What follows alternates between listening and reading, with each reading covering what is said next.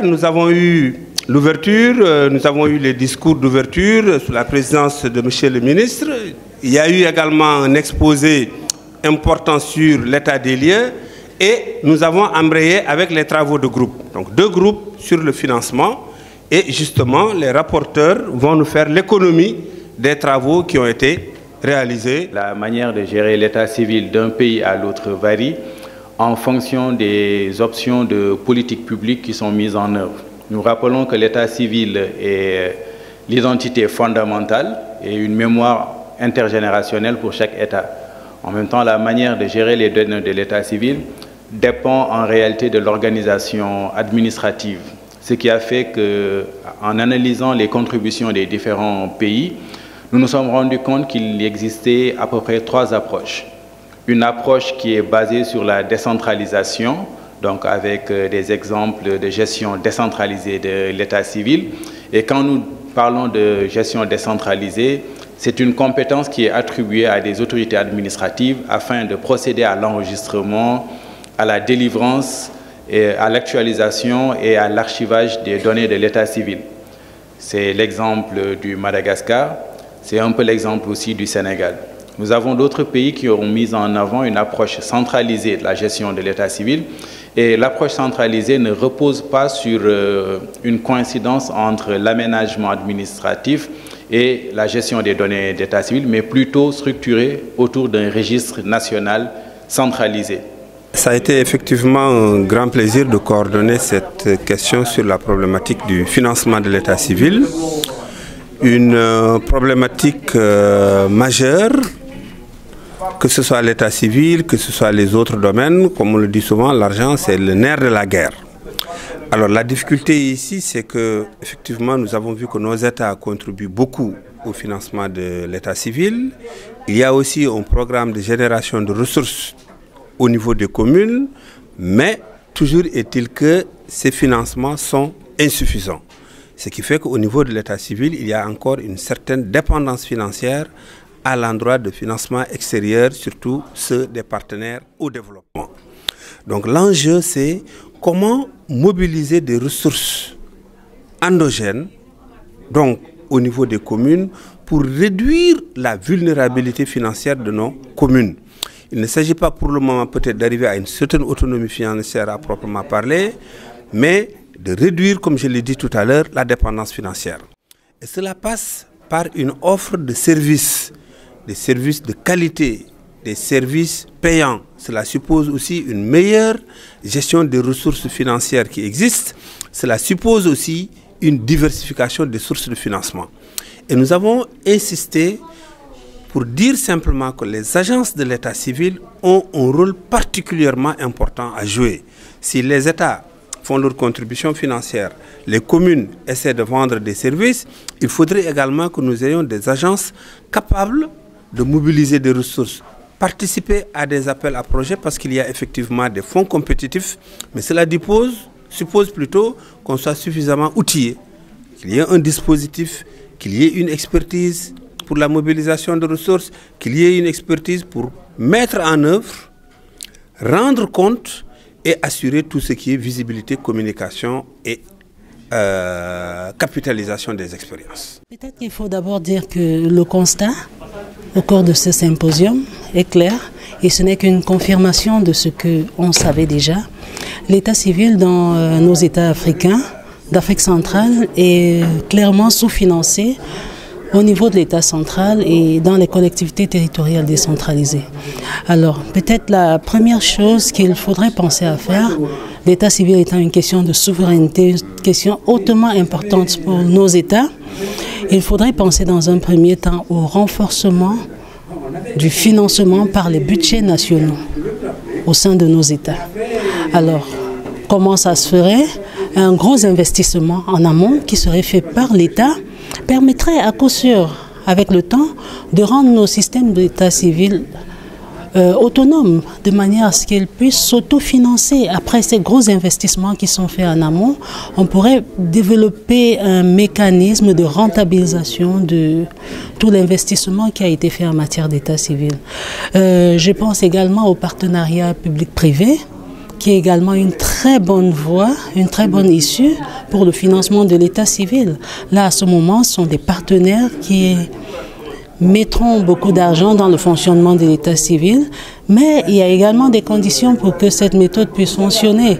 Il faudrait qu'on définisse clairement ce qui pourrait être apporté par les partenaires et un mécanisme de redistribution de toutes les ressources qui seront produites par le système mis en place. Nous, aujourd'hui ici, depuis hier le 11 décembre 2023, à Dakar ici pour assister au symposium sur les défis de l'état civil.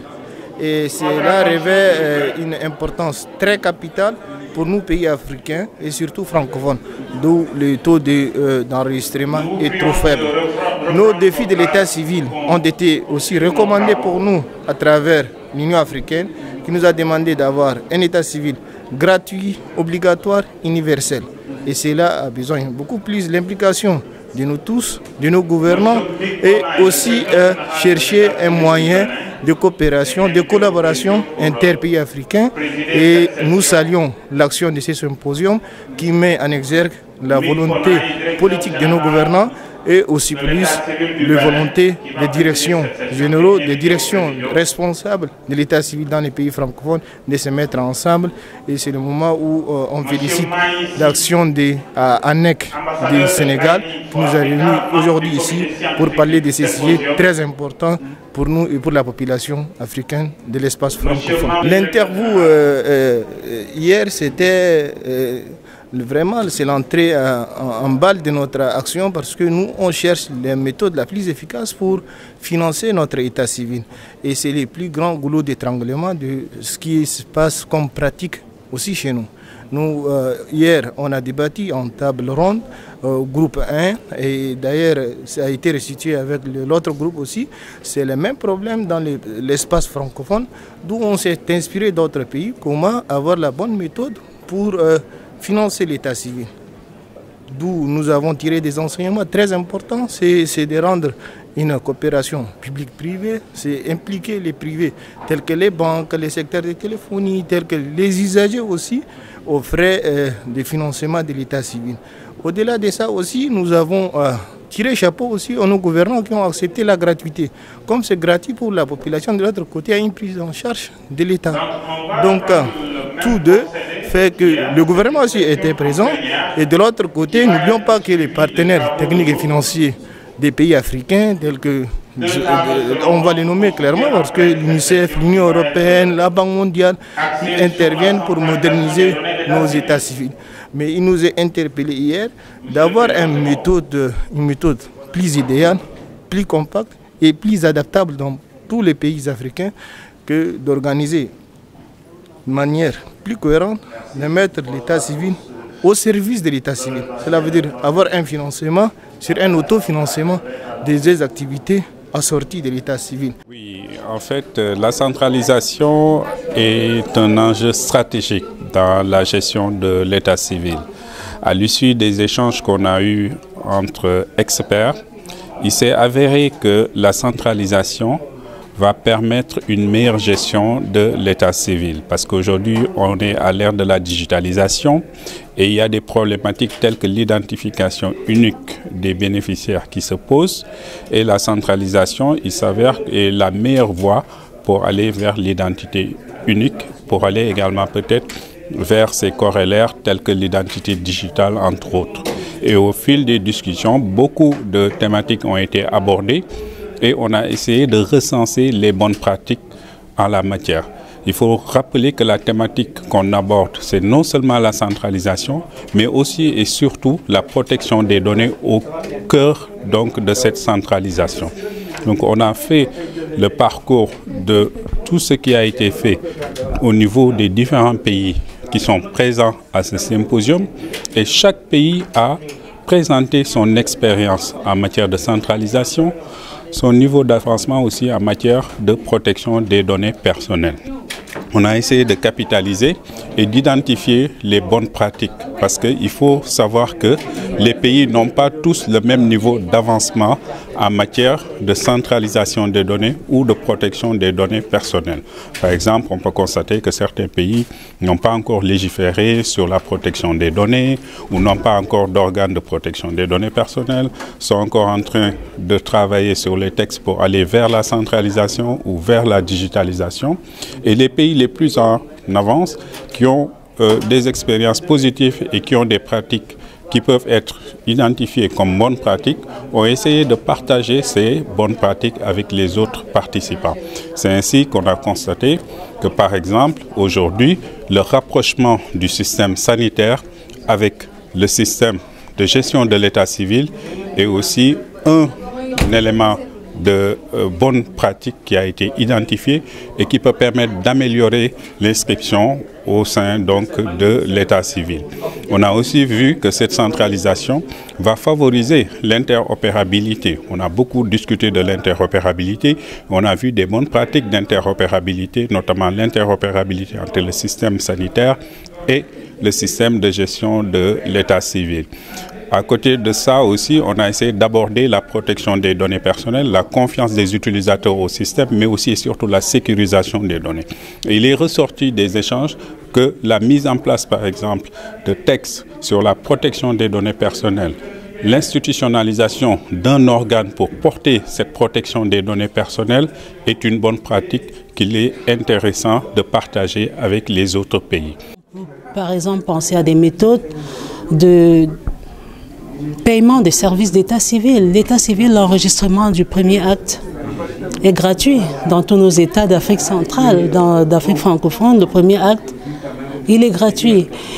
Mais on peut mettre en place des services rapides, payants, pour lesquels l'usager qui désire avoir une prestation d'état civil très rapidement sera appelé à débourser de l'argent. C'est également un moyen de financer le fonctionnement de l'état civil dans nos États.